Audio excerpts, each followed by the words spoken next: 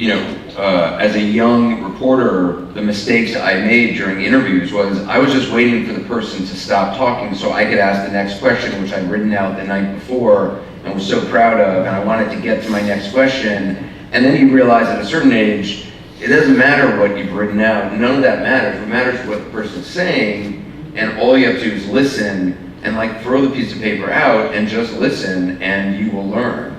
And you'll know how to respond. Yes, yeah. But I think I think listening is such a hard thing because so many of us do want to tell our own stories and get that in and be seen and be heard. Well, what could be more interesting than the story of me? Sorry. Well, actually, I think my story. Actually, when it comes down to it, it's my story.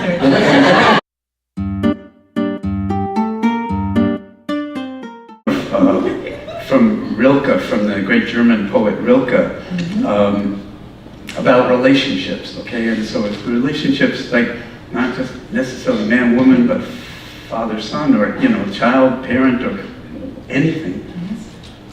It goes like this. Once the realization is accepted that even between the closest of human beings, infinite distances continue to exist, wonderful living side by side can arise when they succeed in loving the distance that allows each to see the other whole against the sky.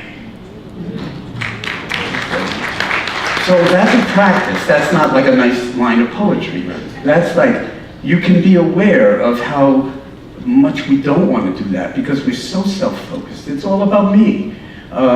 And when you're aware of our narratives, we're living in the narrative of me and we're missing the real you, the real me, because we're in the narrative. And your story is so beautiful because I've been on the other side of that kind of thing where reporters are asking me questions that they have on a list of questions, and I know, I can see worse. They haven't heard what I just said, and then build on that so that we could actually have something that illuminates the conversation we're having, otherwise why have it?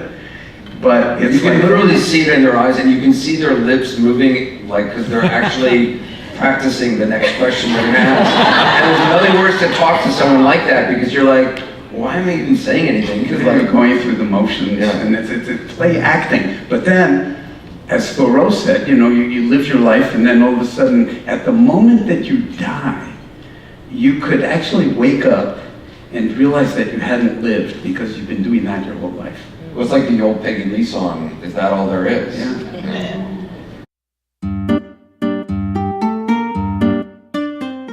It's like when you meet somebody new and you start to, you go on a date and you start to tell them your story and you just start to repeat this narrative that this well-worn narrative.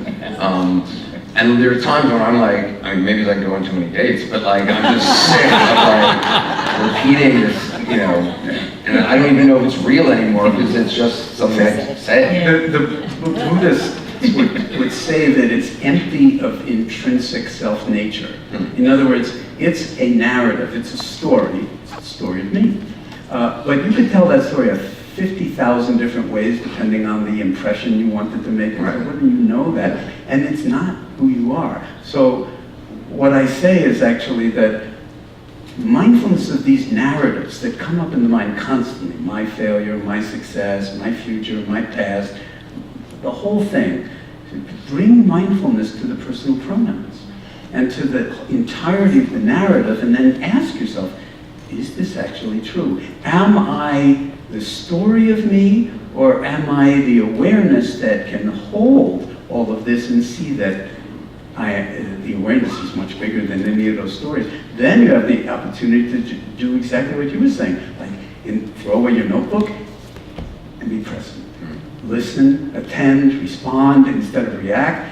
Be fully present. The other person, of course, reads that, feels that deeply. Feels seen, met.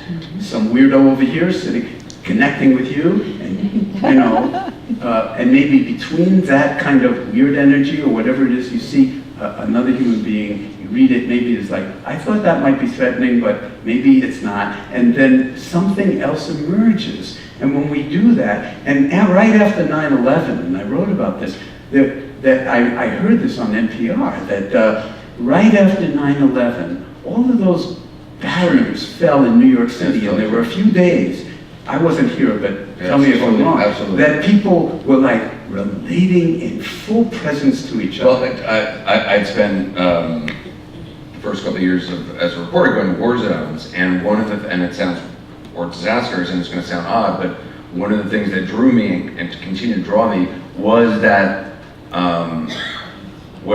sense, that feeling of it was real, and people look you in the eye and they slapped your hand hard, and all the bullshit was swept away. It was gutted.